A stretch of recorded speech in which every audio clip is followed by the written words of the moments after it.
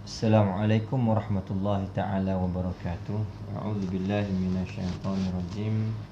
Bismillahirrahmanirrahim. Al-Fatihatu bil qabul wa tamami kulli sulin wa ma'mul. Wa sallahu sya'ni zahira wa batina fi dini wa dunya wal akhirah dafi'atan li kulli syar jalibatan li kulli khair. Lana wa li walidina wa li ahbabina wa li masyaikhina wa li muallimina ma'al lutfi wal afiyah. وعلى النية أن الله ينور قلوبنا وقوالبنا مع الهدى والتقى والعفاف والغنى والموت على دين الإسلام والإيمان بلا محنة ولا امتحان بحق سيدنا ولد أدنان وعلى كل نية صالحة وإلى حضرة الحبيب سيدنا محمد صلى الله عليه وآله وصحبه وسلم. الفاتحة. أعوذ بالله من الشيطان الرجيم. بسم الله الرحمن الرحيم. Alhamdulillahi Rabbil Alamin. Ar-Rahmanir Rahim. Maliki yaumiddin. Iyyaka na'budu wa iyyaka nasta'in. Ihdinas siratal mustaqim. Siratal ladzina an'amta 'alaihim ghairil maghdubi 'alaihim waladdallin. Amin. Hamdan li Rabbil khassana bi Muhammadin wa anqadhana min zulmatil jahli wad dayajir. Alhamdulillahilladzi hadana bi'abdihil mukhtari man da'ana ilaihi bil izni wa qad nadana labbaika ya man dallana wa hadana. Allahumma salli ala sayyidina Muhammadin al-fatihi lima ughliq wal khatimi lima sabaq nasiril haqqi bil haqq wal hadi ila siratikal mustaqim wa ala alihi haqqa qadrihi wa miqdarihil azim. Subhanaka la ilma lana illa ma 'allamtana innaka antal alimul hakim. Rabbi shrah li sadri wa yassir li amri wahlul 'uqdatam min lisani yafqahu qawli. Allahumma akhrijna min zulumatil wahmi wa akrimna binuril fahmi waftah 'alaina bima'rifatil ilmi wa hassin akhlaqana bil hilmi wa sahhil lana abwaaba fadlik wa anshur 'alaina min khazaini bi rahmatika ya arhamar rahimin. Subhana rabbika rabbil izzati amma yasifun. Wassalamun alal mursalin. Walhamdulillahi rabbil alamin.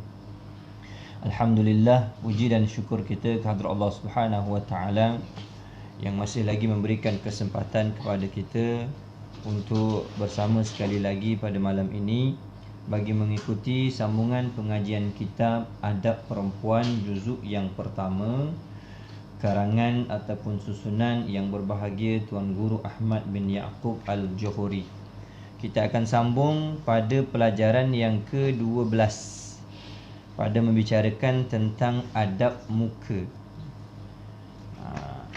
Malam ini kita akan sambung pelajaran yang ke-12 yang membicarakan tentang adab muka. Muka surat 35. Dalam kitab ni muka surat yang ke-35 pada membicarakan tentang adab muka. Okey. Jadi muka di sini merujuk anggota bahagian depan seseorang. Di antara yang paling awal dilihat oleh orang lain pada diri seorang yang lain adalah mukanya. Kerana itu muka ni dia memainkan peranan yang sangat penting. Dengan melihat kepada muka, seseorang itu boleh dikenali kelakuannya, boleh dikenali tentang keadaannya, boleh dikenali tentang perasaannya. Kerana itu muka ni memainkan peranan yang sangat penting. Jadi ada adab yang perlu dijaga pada muka kita. Maknanya muka ni kita kena jaga dua perkara lah selain daripada menjaga secara zahir, iaitu membersihkan muka daripada segala kotoran, terutama bagi seorang perempuan yang menggunakan berbagai-bagai peralatan untuk memastikan wajahnya itu sentiasa dalam keadaan cantik, bersih dan berseri. Baik. Namun ada sesuatu yang lebih penting lagi pada muka tu, iaitu kita menjaga adab muka supaya dilihat oleh orang lain dalam keadaan yang menyenangkan dan juga dilihat oleh orang lain dalam keadaan yang elok untuk dipandang. Bukan sekadar cantik pada zahirnya, tetapi memiliki hakikat kesempurnaan pada wajah. Kerana ada ketika seseorang itu walaupun memiliki wajah yang cantik, walaupun dihiasi dengan berbagai-bagai alat solek, tetap nampak ketidaksempurnaan wajahnya. Kenapa? Kerana terkadang perangainya ataupun isi hatinya itu dia menzahirkan terzahir sehingga nampak pada wajahnya. Kerana tu muka ni kita kena jaga. Kita kena pandai untuk menentukan keadaan. Ketika ini bagaimana reaksi muka kita, bila keadaan begini bagaimana reaksi muka kita. Itu termasuk sebahagian adab yang perlu dijaga. Seperti mana kita lihat keadaan Nabi kita Muhammad sallallahu alaihi wasallam yang sempurna penciptaan zahir dan batinnya. Maka Nabi sallallahu alaihi wasallam ni sedap dipandang. Wajahnya itu wajah yang sempurna dan elok untuk dilihat.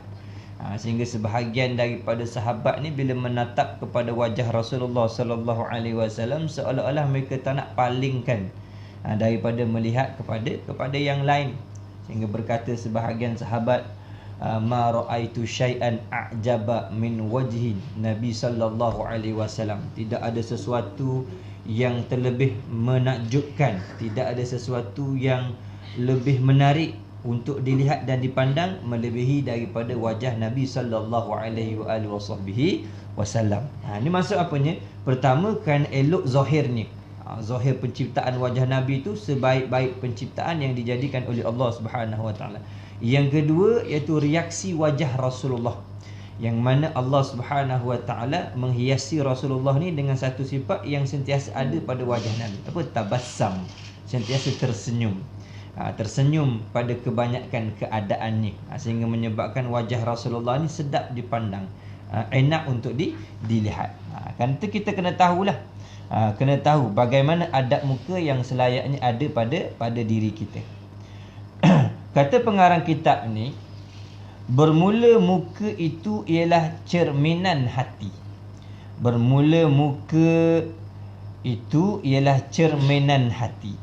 Dan nyatalah kepada muka tu akan tanda kasih sayang dan keras hati. Okay? Jadi muka kita ni ibarat cerminan hati. Bila kata cermin ni, dia membalas ataupun membalikkan semula wajah kita. Apabila kita lihat di cermin, maka kita nampak anggota kita.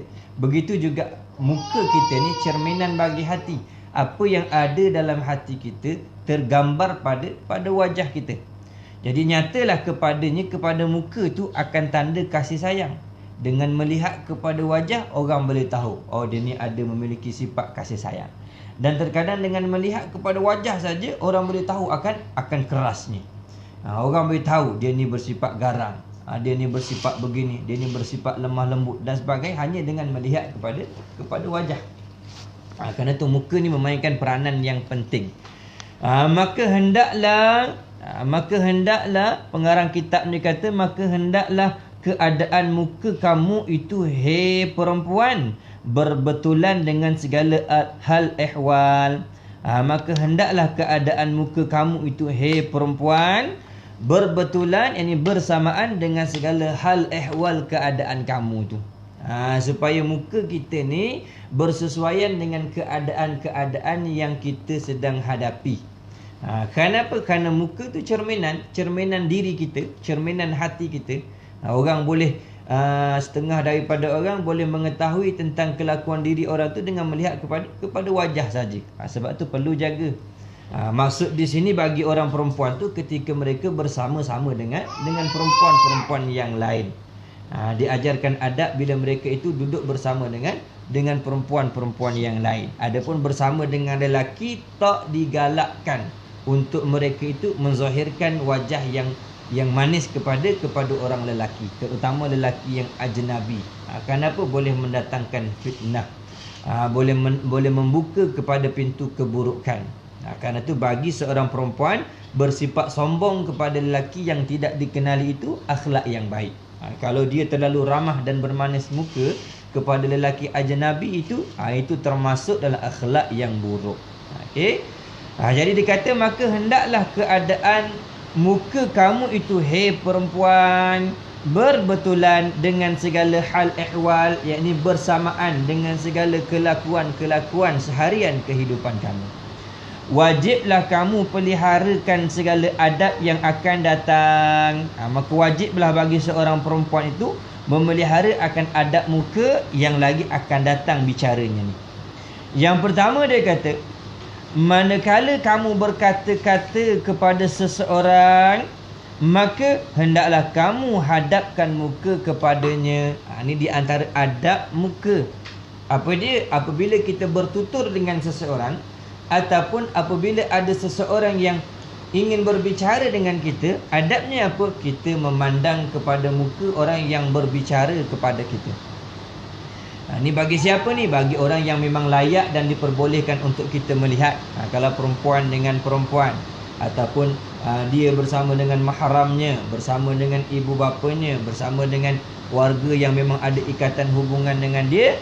Jadi apabila berkata-kata, yakni berbicara, sama ada dia berbicara dengan orang yang hendak dia bicara ataupun orang lain berbicara kepadanya, maka adabnya apa? Hendaklah kamu hadapkan muka kamu kepadanya. Tengoklah. Tengok orang yang cakap dengan kita. Beri perhatian kepada perbicaraan dia. Ini termasuk di antara akhlaknya Nabi kita Muhammad sallallahu alaihi wasallam.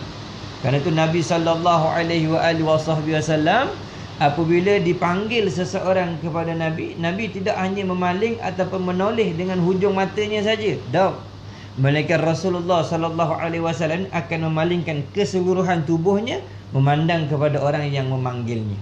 Kalau Nabi tengah melihat depan, ada yang memanggil di sebelah kanan, Nabi akan palingkan keseluruhan tubuhnya sehingga Nabi memandang kepada orang yang sedang memanggilnya.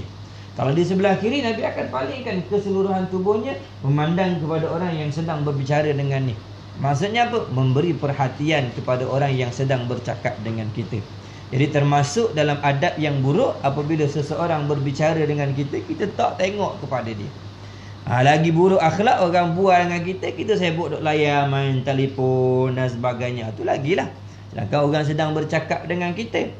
Jadi apabila kita tak memberi tumpuan kepada orang yang sedang berbicara dengan kita, boleh mendatangkan rasa tidak senang hati dia.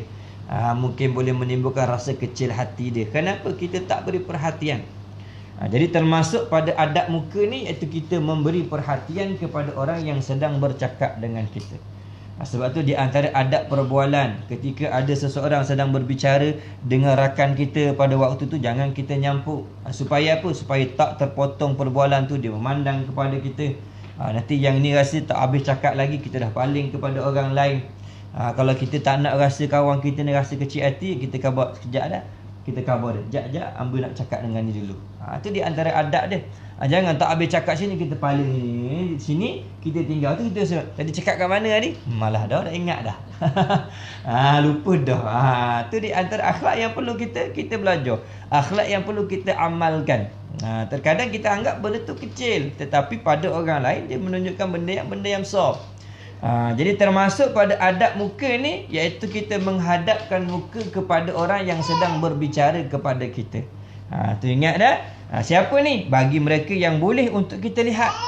Perempuan sama perempuan, ataupun kita berbicara dengan saudara kita, berbicara dengan guru kita, tu boleh, tak ada masalah. Adapun kalau berbicara dengan lelaki yang ajnabi, asalnya memalingkan wajah. Jangan lihat kepada dia. Biarlah dia kata sombong pun tak apa.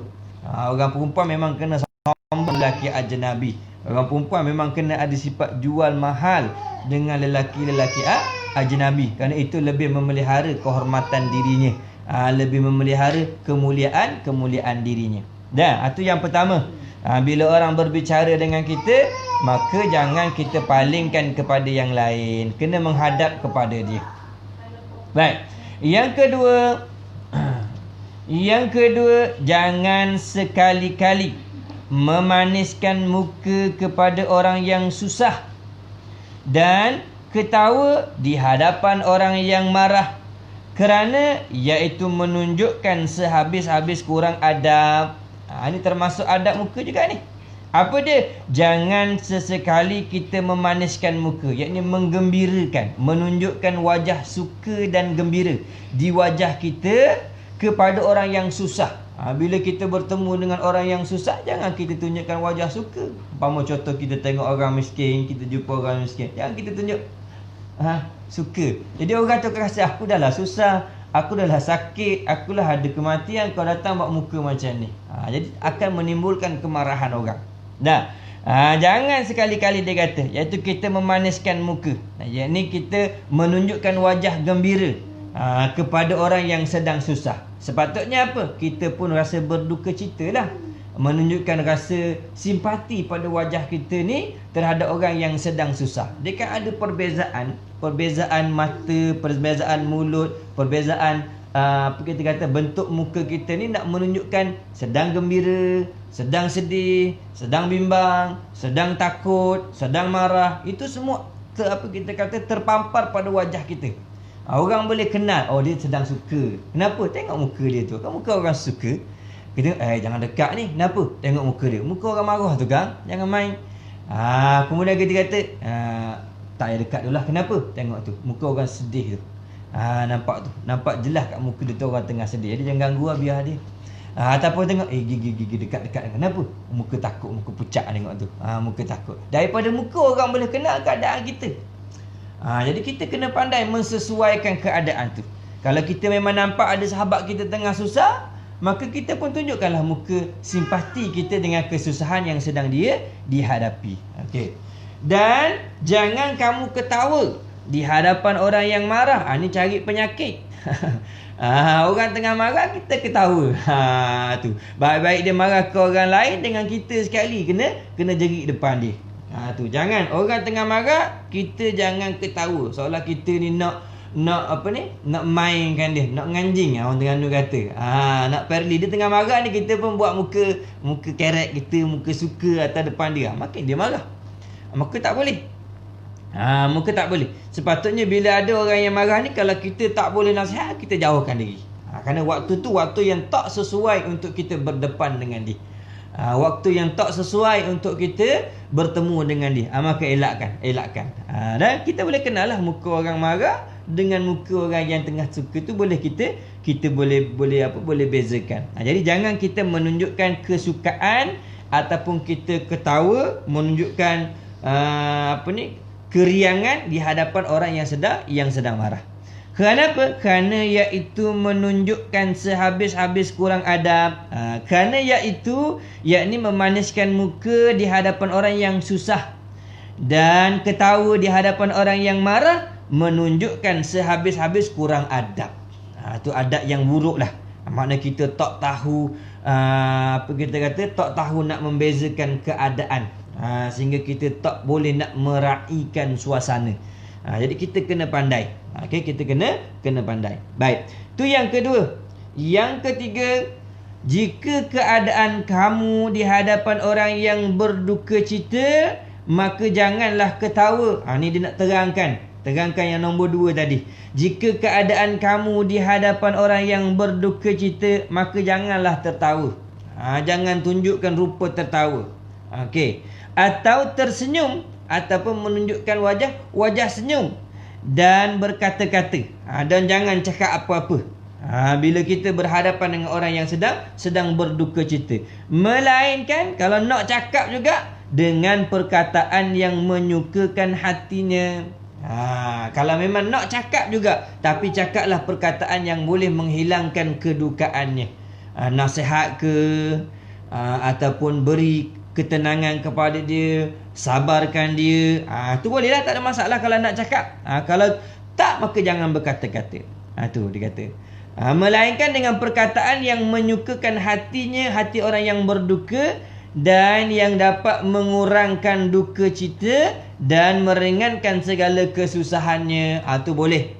Kalau memang dia tengah susah, kita berkata tak apalah, aku tolongmu sikit ni, aku pun tak ada banyak ni, sikit ni ada. Sekurang-kurang dia kata tak apalah, kalau gitu pun molek dah untuk aku ni. Okey, tak apalah. Ataupun dia ada kematian, kita kata sabarlah. Memang setiap orang ni kehidupannya akan berhadapan ataupun berhujung dengan kematian. Adapun kita yang hidup ni perlu meneruskan kehidupan. Kalau kita bersabar, Allah Subhanahu Wa Taala akan berikan kita pahala yang besar. Kan sedap dia dengar hati dia.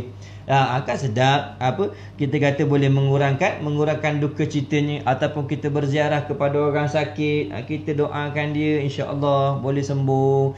InsyaAllah awak boleh sihat semula. Nanti lepas ni kita boleh bersama-sama lagi dah. Sabar menghadapi sakit. Itu perkataan yang boleh memberikan kesukaan pada dia. Jangan jumpa orang sakit kita khabar, aku tengok tanda-tandamu ni tak lama ni.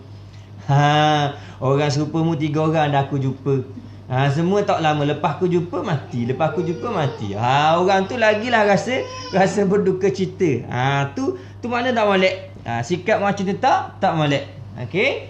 Jadi kalau kita rasa tak ada benda nak kata, baik diam. Tu mungkin lebih baik bagi orang yang sedang berduka cita. Okey. Tu dah. Dan yang keempat, apabila kamu di dalam perhimpunan bersukaria. Apabila kamu di dalam perhimpunan bersukaria, bersama dengan teman-teman yang sedang bergembira, maka zahirkan olehmu dengan muka yang manis. Ni adab ketika kita berada pada majlis ataupun berada pada keraian yang ada kegembiraan dalamnya. Apabila berhimpun bersama dengan sahabat-sahabat yang sedang bergembira, maka kita kena zahirkanlah. Zahirkanlah muka tu dengan muka yang suka. Dan jangan berlebih-lebihan pada ketawa dan bergurau-gurau. Walaupun majlis tu majlis kegembiraan, majlis kesenangan, umpama majlis menyambut hari perkahwinan, ataupun majlis menyambut hari kelahiran, ataupun majlis untuk menyambut menyambut hari kejayaan dan sebagainya, itu kan majlis bersukaria. Maka boleh untuk menzahirkan kegembiraan pada wajah, tetapi janganlah berlebih-lebih. Berlebih-lebih tu pada ketawa sampai berdekah-dekah, sampai kita kata melampau lah sehingga hilang akhlak seorang perempuan. Tu tak boleh. Dan jangan berlebih-lebih dalam bergurau-gurau sehingga melampaui batas. Terkadang dalam keadaan suka ni, kita suka bergembira dan sebagainya, bila kita bergurau ni, terkadang gurauan itu boleh menyebabkan kepada merendahkan orang lain. Terkadang bergurau tu sampai menghina orang lain, dan terkadang bergurau tu sampai berdusta, dan terkadang bergurau tu sampai boleh menyebabkan perbalahan dan sebagainya. Ini dilarang. Larang. Dan hendaklah kamu sehabis sopan dan santun. Pada perhimpunan bersukaria itu dituntut juga untuk supaya berakhlak dengan sebaik-baik akhlak. Jangan sampai melampaui batas. Melampaui batas yang dituntut pada syarak. Walaupun majlis tu kita kata semuanya perempuan sekalipun, tak boleh juga, kerana di antara perempuan dengan perempuan pun ada adab-adabnya. Ada perkara yang dijaga. Walaupun kita kata sesama ahli keluarga sekalipun, tapi kena jaga juga akhlak tu, kena jaga juga adab kita. Kerana adab ni sentiasa ada pada semua keadaan. Tidak ada sesuatu yang melepaskan diri seseorang tu daripada berakhlak yang mulia. Tak boleh kita kata alasan, ni kan majlis keluarga, ini kan majlis perempuan sama perempuan saja. Ya betul, majlis keluarga, majlis perempuan sama perempuan, tetapi adabnya tetap kena jaga. Jangan melampaui batas dalam bergurau senda, dan jangan melampaui batas dalam ketawa. Kerana itu menyalahi daripada apa yang dituntut oleh syarak. Nak bersukaria boleh, tapi jaga batas.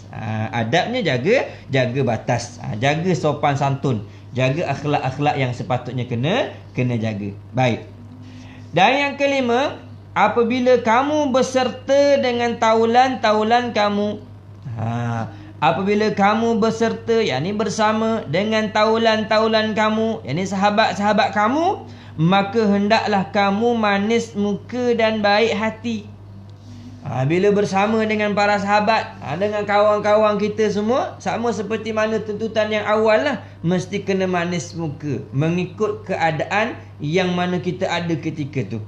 Mana kena sentiasa menunjukkan wajah gembira bersama dengan sahabat-sahabat. Dan baik hati, mesti menzahirkan kelakuan yang elok.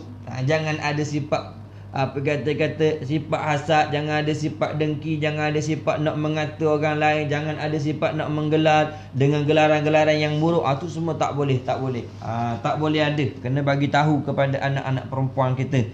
Kalau nak bertaulan boleh, jaga akhlak. Supaya apa ni? Supaya tiada tertahan kemerdekaan. Supaya tiada tertahan kemerdekaan, yakni tiada tertahan kebebasan. Merdeka dengan maksud bebas lah. Supaya tiada tertahan kemerdekaan, yakni supaya tiada tertahan kebebasan mereka itu taulan-taulan. Yakni lepas laku pada berkata-kata. Maksudnya apa? Kalau kita bersama dengan para sahabat kita, kita duduk berkumpul dengan rakan taulan dengan manis muka dan baik hati, jadi rakan-rakan yang lain dengan kita ni rasa seronok nak berbicara dengan kita, nak berbual dengan kita, nak cakap dengan kita, nak bergurau dengan kita dengan gurauan yang sedikit tu, mereka jadi rasa bebas. Tapi kalau datang majlis ataupun duduk bersama dengan rakan taulan, bawa muka bekeng, muka marah, ataupun muka benci, ataupun muka tak selesa dah, orang yang ada di sisi kita ni tak bebas nak bersama dengan kita. Takut nak cakap kan, janganlah mu tengok muka dia tu, muka orang tak senang tu, mungkin dia tu ada masalah tu, mungkin dia ni ada ni, mungkin dia sedang gini ni. Janganlah, sebab apa? Nampak tu muka bekeng semacam tu. Janganlah. Jadi orang lain jadi tak bebas, tak selesa bila bersama dengan kita.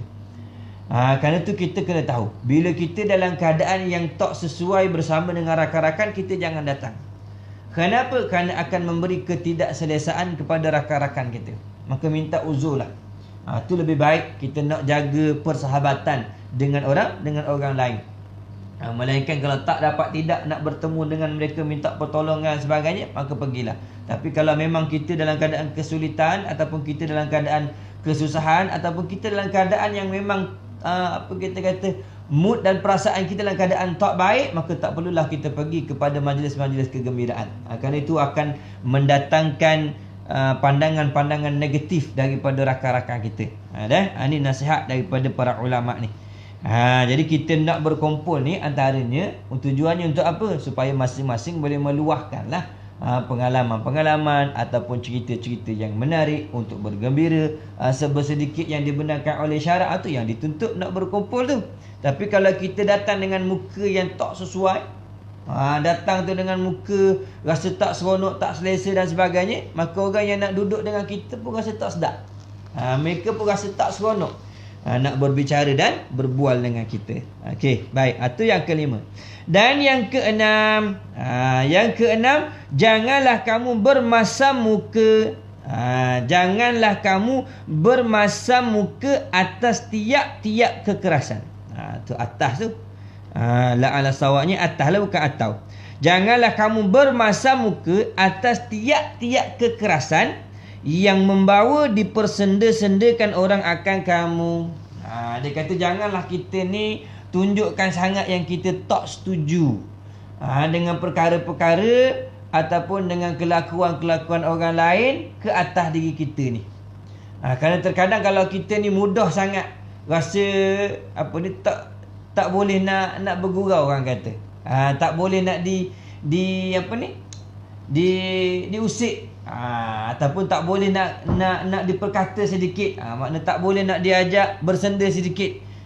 Kalau kita bila orang cakap sikit je kita pun tarik muka. Ataupun kita terus buat masam muka. Jadi kelakuan kita tu akan menjadi orang lain persenda-sendakan kita. Tak salah kawan dengan ni. Apa? Tak boleh, orang tak boleh ajak gurau. Orang tak boleh ni. Orang tak boleh kena usik. Orang tak boleh kata sikit. Jadi orang akan rasa benci dengan kita. Orang akan buat main dengan kita. Kerana tu jangan. Jangan. Kalau kita rasa kita tak mampu nak bersama dengan rakan-rakan yang keras kata-katanya, yang keras dengan kelakuannya, maka jangan campurlah. Itu lebih baik. Orang pun tak kata dengan kita. Orang pun tak pandang serong dengan kita. Kita lihat bagaimana Nabi kita Muhammad sallallahu alaihi wasallam, walaupun diperlakukan dengan berbagai-bagai kekerasan, walaupun dikata dengan berbagai-bagai cacian dan makian, Nabi tetap menzahirkan akhlak yang baik. Nabi tetap memberikan pandangan yang elok. Nabi tetap memaniskan wajahnya walaupun kepada musuhnya. Nabi tak pernah bermasam muka dengan mereka-mereka yang menyakiti diri Rasulullah sallallahu alaihi wasallam. Atau kita kena macam itulah. Mana walaupun kita ni disakiti ke, kita ni dizalimi ke, kita diperkata dengan perkataan yang tak elok ke, mana kita bersabarlah. Bersabar. Kerana ada kebaikan dan manfaat yang besar bagi orang yang menahan dirinya daripada marah. Okey? Jangan bermasam muka. Itu sebahagian daripada adab muka yang perlu yang perlu ditunjukkan kepada sahabat-sahabat dan kepada orang yang bersama dengan kita. Di sini mungkin dia tak masukkan di antara adab muka itu ialah sentiasa tersenyum. Okey, tersenyum. Kerana senyum ni sebahagian daripada akhlak Nabi kita Muhammad sallallahu alaihi wasallam. Sehingga Nabi sallallahu alaihi wasallam menyatakan senyuman kamu kepada saudara kamu itu sedekah, merupakan satu kebajikan dan kebaikan yang akan dibalas oleh Allah Subhanahu wa taala. Jadi dalam banyak keadaan kehidupan kita ni dituntut supaya memperbanyakkan senyuman. Memperbanyakkan senyuman, terutama bagi perempuan, senyuman kepada siapa ni? Kepada rakan sejenis mereka, kepada mereka-mereka yang ada kaitan dengan mereka. Adapun kalau dengan orang yang luar, lelaki ajnabi, mereka yang tak dikenali, tak salah kita nak senyum-senyum sembarangan.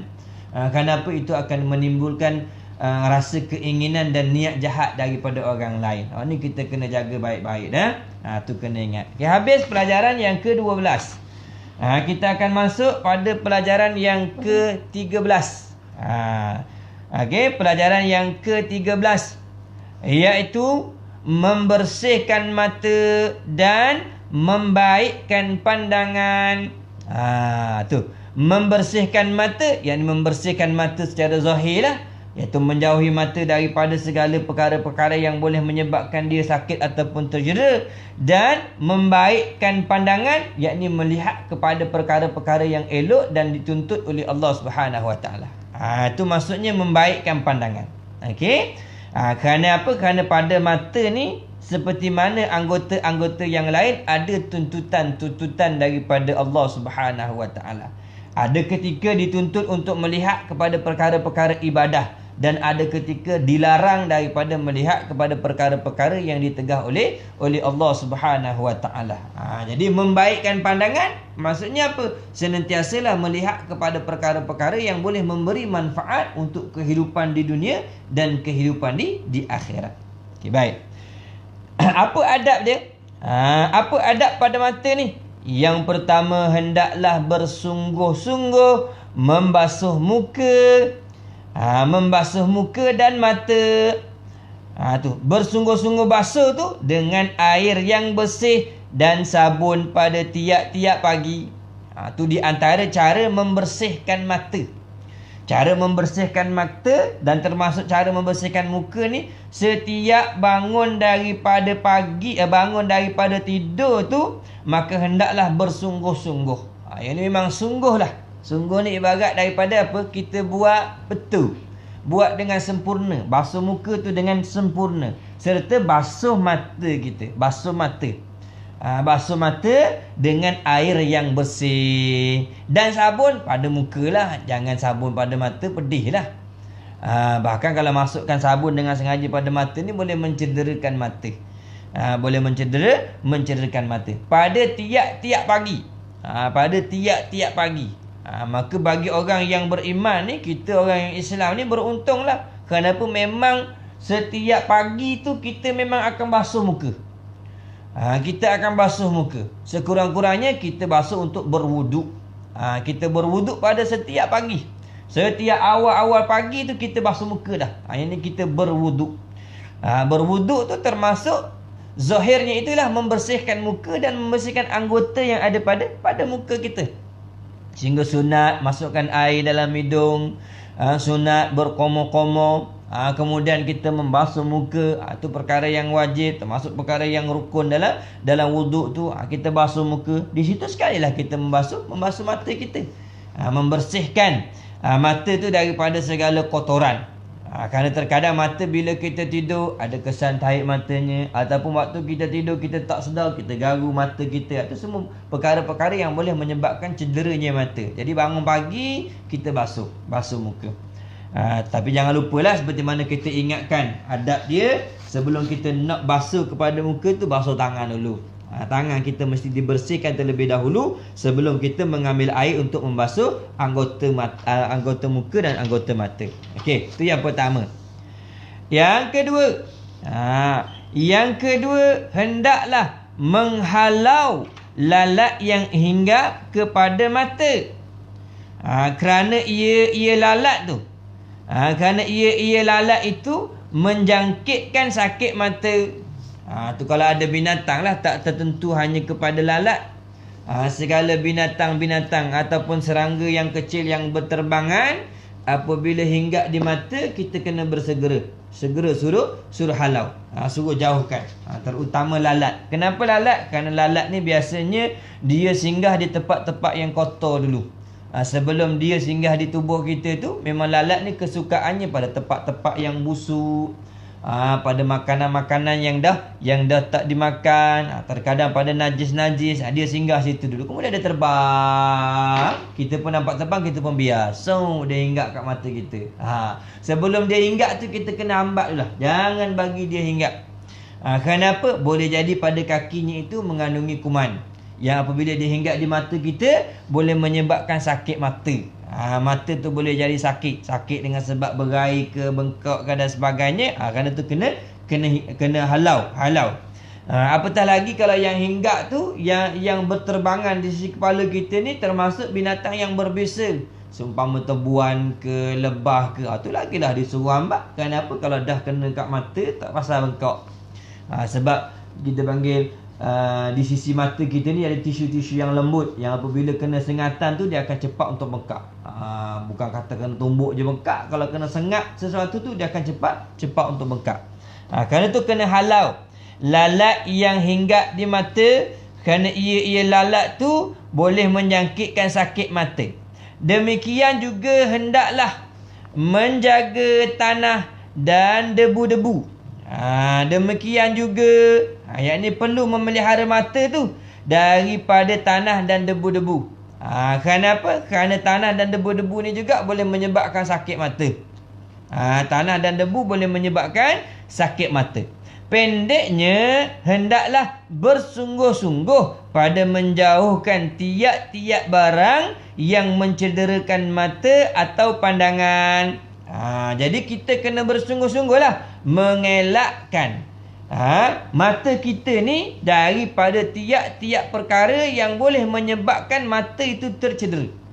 Mata tu cedera, mata tu jadi luka ke, pandangan tu jadi rosak ke. Ada dua keadaan. Pertama, jaga mata tu memang jaga kelopak mata, jaga biji mata. Yang kedua, kita kena jaga pandangan tu supaya jangan rosak. Kerana apabila rosak mata, maka rosaklah pandangan. Tak nampak lah. Kerana setengah orang ada mata tapi tak ada pandangan. Seumpama orang buta, dia ada mata, biji mata ada, kelopak mata ada, bulu mata ada, tapi pandangannya tidak ada. Pelihat tu tidak ada. Sifat yang boleh memandang tu tak ada. Sifat pelihat yang menyebabkan dia boleh melihat tu tak ada. Tu kena jaga. Dua-dua tu kena jaga. Jadi jaga ni dua keadaan.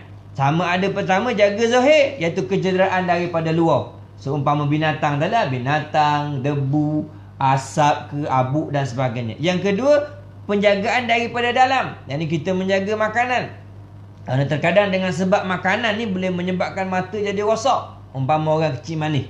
Bila kecil manis tu darahnya naik, gulanya lebih sehingga menyebabkan rosak mata. Ni kena jaga juga.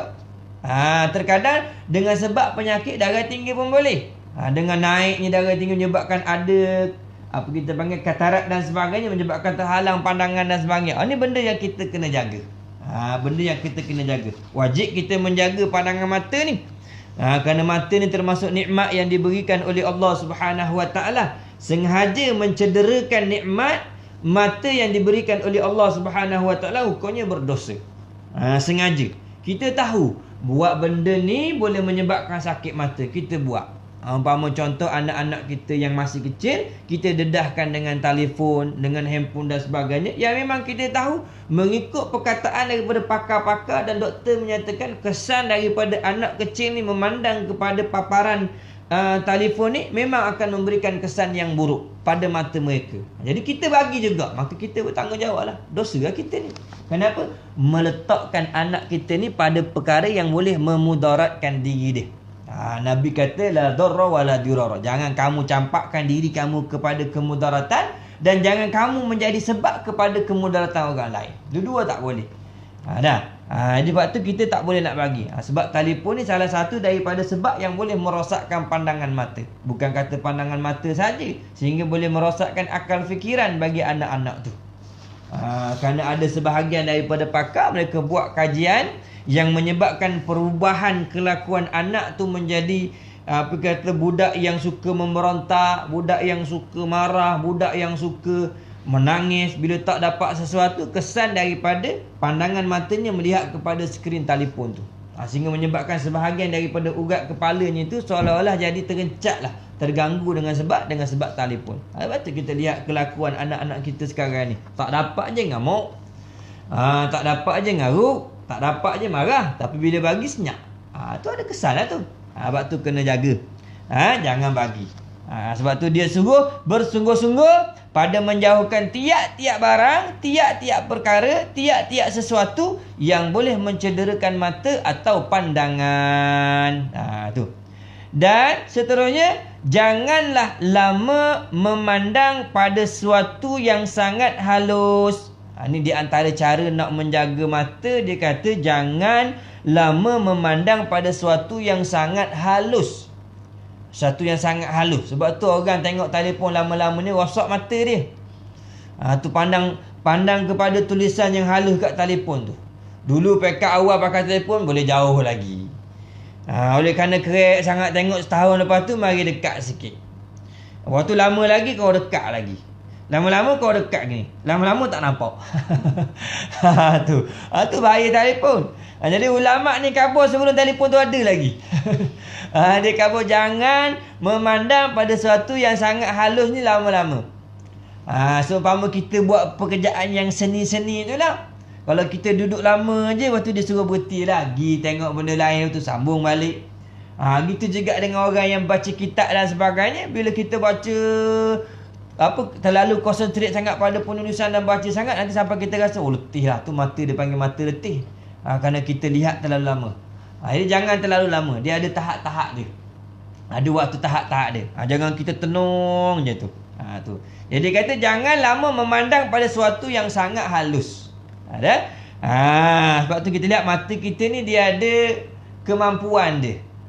Berapa lama yang kita boleh melihat kepada benda yang halus ni. Bila rasa tak tahan je, maka kita tengok. Sebab bila berlaku benda ni, bila kita ada kesan sakit mata, bila ada dah mula ada mata tu dah tak berapa nak nampak je, kita pun bila tengok benda halus ni kata rasa tak boleh, pening.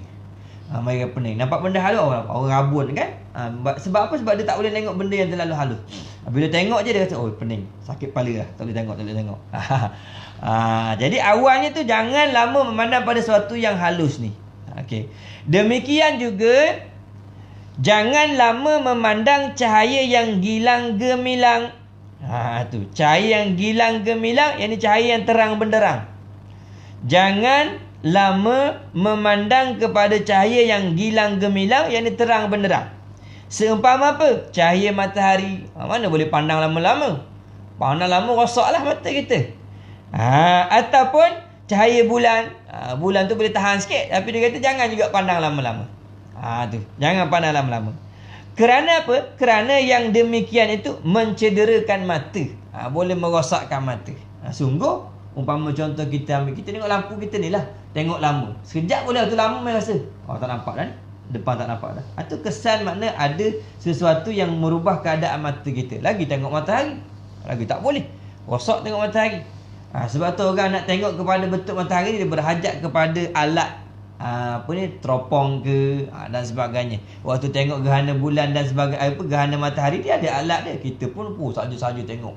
Gini tak boleh, rosak mata kita. Kerana gerhana matahari tu berlaku tu, lagilah dia akan seolah-olah berlakunya letupan yang kuat, sehingga cahaya yang keluar tu dia tak sama dengan cahaya matahari sedia ada ni. Dia panggil cahaya yang berlaku ketika tu kesannya lebih memberi kesan yang buruk kepada orang yang melihat. Jadi kita tak disuruh dan tak boleh lah untuk memandang kepada cahaya yang gilang gemilang. Kerana boleh mencederakan mata. Lihat bila orang dah rabun, dibawa kereta, tengok lampu je pecah. Tak boleh. Itu mata ada masalah tu. Matanya ada masalah. Okey, baik. Dan yang seterusnya adalah sebaik-baik warna. Adalah sebaik-baik warna bagi memandang itu. Sebaik-baik warna yang boleh kita pandang. Sebaik-baik warna yang elok untuk dipandang itu ialah hijau atau biru. Hijau atau biru. Melihat kepada warna hijau ataupun melihat kepada warna biru. Sebab tu apabila kita buat kerja umpama menulis dan sebagainya, bila kita rasa letih, keluarlah rumah, tengok apa kita kata, tengok kepada pokok-pokok ke, tengok pada daun ke yang warna hijau, ataupun dongak melihat kepada langit yang biru. Itu di antara kesan yang boleh memberi kesan positif kepada mata kita. Ataupun tengok kepada laptop dan sebagainya, nanti bila letih kita letaklah dia punya background dengan warna hijau ataupun warna biru. Tengoklah. Maka ada kebaikan lah. Kerana sebaik-baik warna untuk dilihat ialah warna hijau ataupun biru.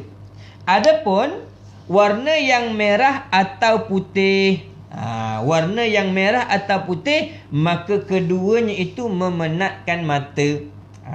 Maka keduanya itu, yakni merah atau putih itu memenatkan mata, penat mata. Sebab tu kita lihat ulama-ulama dulu ketika mereka mengarang kitab mereka itu kertasnya berwarna kuning. Sebab tu dinamakan sebagai kitab kuning. Dia bukan saja-saja letak warna kuning tu. Bukan saja-saja kertas tu warna kuning. Tujuannya untuk apa? Supaya bila kita baca ni tak letih mata. Adapun kalau kertas warna putih ni, kertas putih ni dia lawan dengan hitam ni, putih nampak menyelah. Jadi kita baca jadi letih, jadi penat mata. Kalau kertas kuning lain. Sebab tu baca kitab yang kertasnya berwarna kuning ni, kita rasa lebih boleh tahan lah mata tu, berbanding kita baca dengan kertas berwarna putih. Ni dia ada sebab-sebab dia. Kerana para ulama dia kaji belaka, bukan saja-saja dinamakan dengan kitab kuning, tak.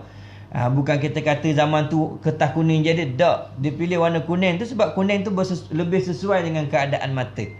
Lebih sesuai dengan keadaan mata berbanding kertas berwarna putih. Sebab tu sebab zaman kita sekarang ni bila baca je, baca buku dan sebagainya, tak sampai satu muka rasa letih. Nak tidur dan sebagainya. Okey. Jadi dia kata sebaik-baik warna hijau atau biru. Okey. Adapun warna merah dan warna putih, maka keduanya itu memenatkan mata. Jadi mata jadi penat. Bila mata penat, dia akan pergi ngantuk lah. Dia pergi ngantuk. Dan yang kelima, pada waktu mutalaah. Mutalaah ni maksudnya mempelajari ataupun menyelidiki. Itu dia panggil mutalaah. Pada waktu mutalaah, yang ni mutalaah kitab itu, hendaklah jauh antara mata dengan kitab itu sejengkal atau lebih. Ni dia kata bila kita nak baca buku, jarak di antara buku dengan mata ni sejengkal lebih kurang ni. Ni sejengkal atau lebih. Lebih baik lagi lah. Jangan terlalu dekat. Okey, jangan terlalu dekat. Tu. Dan letakkanlah lampu pada pihak kiri. Letakkan lampu pada pihak kiri dan janganlah diletakkan di hadapan atau di kanan. Mana lampu tu jangan letak depan, jangan letak kanan, tapi letak di sebelah kiri. Supaya cahaya tu datang daripada sini. Daripada sini. Kerana apabila cahaya datang daripada sini, kita akan mula baca. Kalau kitab Jawi ni mula dari belah kanan lah kita baca. Jadi kita tak terpengaruh dengan cahaya. Kalau daripada depan ni cahaya, kalau daripada kanan ni pun pengaruh cahaya ke mata kita, nak baca jadi sakit. Sebab tu dia suruh baca dia suruh letak sebelah kiri. Jadi bila letak sebelah kiri ni, kita akan mula baca dari sebelah kanan. Itu kalau kitab Jawi. Sebab kitab Jawi ni bermula dari sebelah kanan pergi kiri. Jadi kita baca tu selesa lah. Tak kena dengan cahaya tu kena pada mata kita, tak. Kalau kita umpama kita kitab Rumi ni, mana sesuai letak sebelah kanan lah, sebab kita baca dari sebelah kiri. Tu kaedah dia. Supaya nak jaga mata, jangan kita ni disinari dengan cahaya itu pada mata. Bila cahaya tu masuk pada mata, dia jadi menyebabkan mata kita jadi letih. Depan lagi lah, kat depan betul. Tengok mata nak baca macam mana. Tu kaedah dia. Jadi ulama susun belaka dah ni. Supaya kita ni dapat memelihara mata. Baik, itu sebahagian daripada cara kita nak membersihkan mata dan nak menjaga pandangan secara zahir. Okey. Adapun kalau kita nak memelihara mata, pada hakikat yang dikehendaki menjaga sekalian nikmat yang diberikan oleh Allah Subhanahu Wa Taala, iaitu memelihara mata daripada melihat perkara yang diharamkan oleh Allah Subhanahu Wa Taala. Itu yang lebih utama. Maksudnya apa? Bagaimana nak memelihara mata supaya membetuli dengan nikmat yang diberikan oleh Allah Ta'ala? Jagalah mata jangan melihat kepada perkara-perkara yang diharamkan oleh Allah Subhanahu Wa Ta'ala. Dan muliakanlah mata itu dengan melihat kepada perkara-perkara yang disuruh oleh Allah Subhanahu Wa Ta'ala. Tu mata nisbah nak menjaga nikmat yang dianugerahkan oleh Allah Subhanahu Wa Taala. Jangan tengok benda yang dilarang, seumpama tengok aurat perempuan, ataupun yang perempuan tengok aurat lelaki, ataupun melihat kepada keaiban orang, tujuannya untuk menyebarkan kepada orang lain. Ini di antara perkara yang dilarang untuk tengoklah. Dan nak memuliakan mata dengan melihat perkara yang disuruh, antaranya apa? Melihat kepada ayat-ayat Al-Quran, melihat kepada hadis-hadis Nabi, melihat kepada kitab-kitab ulama, melihat kepada Kaabah itu ibadah, melihat kepada wajah ibu bapa itu ibadah, melihat kepada lautan, kemudian mendatangkan rasa kebesaran kepada Allah Subhanahu Wa Taala itu ibadah, melihat kepada tempat-tempat yang boleh menyampaikan kita kepada menyempurnakan perintah Allah itu ibadah. Itu disuruh muliakan mata kat situlah. Jadi siapa yang menjaga matanya dan juga memuliakan matanya dengan apa yang dikehendaki oleh Allah Subhanahu Wa Taala, dia menjadi orang yang celik di dunia dan juga celik di akhirat kelak. Kerana ada sebahagian daripada hamba Allah Taala celik di dunia, tapi dia menjadi orang yang buta di akhirat kelak. Kenapa? Ketika di dunia matanya tidak memandang kepada perkara yang disuruh oleh Allah Taala pandang. Kemudian matanya tak dipelihara daripada perkara-perkara yang dilarang oleh Allah Subhanahu Wa Taala supaya jangan pandang. Maka di dunia matanya melihat, di akhirat dia menjadi orang yang buta. Tu kena jagalah. Nisbah menjaga mata pada membetuli nikmat yang diberikan oleh Allah Subhanahu Wa Taala. Dua-dua kena jaga. Zahir kena jaga, hakikat nikmat mata untuk memandang tu pun kena jaga. Kemudian nanti kita akan sambung lagi pada pelajaran yang ke-14, iaitu adab mulut. Kita sambung malam esok lah, insya-Allah, kalau tidak ada apa-apa keuzuran yang menghalang kita untuk menyambung pembacaan. Maka insya-Allah mudah-mudahan Allah beri kita kesihatan, Allah memanjangkan usia kita dengan keberkatan dan kemuliaan, sehingga kita dapat penuhi waktu kehidupan kita ini dengan menyempurnakan perintah-perintah Allah Subhanahu Wa Taala. Itu saja harapan kita kepada Allah, supaya Allah Ta'ala bukakan kepada kita pintu-pintu hidayah, dan Allah Ta'ala kurniakan kepada kita taufik dan inayah yang boleh membuatkan kita ni untuk bersemangat melakukan perintah-perintah Allah Subhanahu Wa Taala. Lagi-lagilah waktu yang diberikan oleh Allah Subhanahu Wa Taala ini, tempoh waktu segala aktiviti keduniaan seolah-olah terhenti, supaya kita gunakan waktu ini untuk memperbanyakkan amalan-amalan akhirat yang telah lama kita tinggal, yang telah lama kita jauhkan, yang telah lama kita lupakan. Mudah-mudahan waktu kita diperintahkan supaya berkurung ni, kita dapat muhasabah balik diri kita, yang mana kita ni telah jauh daripada apa yang dikehendaki oleh Allah Subhanahu Wa Taala. Kita telah banyak jatuh kepada kelalaian, kita banyak jatuh kepada kelupaan, dan kita banyak dah melakukan kemaksiatan, sehingga Allah Subhanahu Wa Taala memberi teguran kepada kita dengan satu cara yang agak keras, supaya orang yang beriman ni mereka sedar bahawa ini adalah teguran daripada Allah, supaya kita ni kembali kepada apa yang dikehendaki oleh Allah Subhanahu Wa Taala. Mudah-mudahan dengan kesedaran dan keinsafan kita, dan kita bersegera bertaubat dan memperbanyakkan istighfar, memohon ampun kepada Allah Subhanahu Wa Taala, Allah kembali menurunkan rahmatnya, mengangkat segala musibah yang ada di sisi kita, dan memberikan kebaikan kepada kita, sampailah kita bertemu dengan Allah Subhanahu Wa Taala. Sampai di sini dulu pertemuan kita pada malam ini. InsyaAllah kita akan sambung kuliah pada malam esok, pelajaran yang ke-14, adab mulut. Wallahu a'lam. Subhanakallahumma bihamdika asyhadu an la ilaha anta astaghfiruka wa atubu ilaik. Bismillahirrahmanirrahim. Alhamdulillahirabbil alamin. Wassalatu wassalamu ala sayidina Muhammadin asyrafil anbiya'i wal mursalin wa ala alihi washabbihi ajma'in. Allahumma ighfir lana dzunubana wa liwalidina wa limasyaikhina wa limuallimina wa li ashabil huquqi alaina wa li jami'il muslimina wal muslimat wal mu'minina wal mu'minat bi rahmatika ya arhamar rahimin. Rabbana atina fid dunya hasanah wa fil akhirati hasanah wa qina adzabannar. Wa sallallahu ala sayyidina Muhammad wa ala alihi washabbihi wasallam. Subhana rabbika rabbil izzati amma yasifun. Wassalamu ala mursalin. Alhamdulillahirabbil alamin. Assalamualaikum warahmatullahi taala wabarakatuh.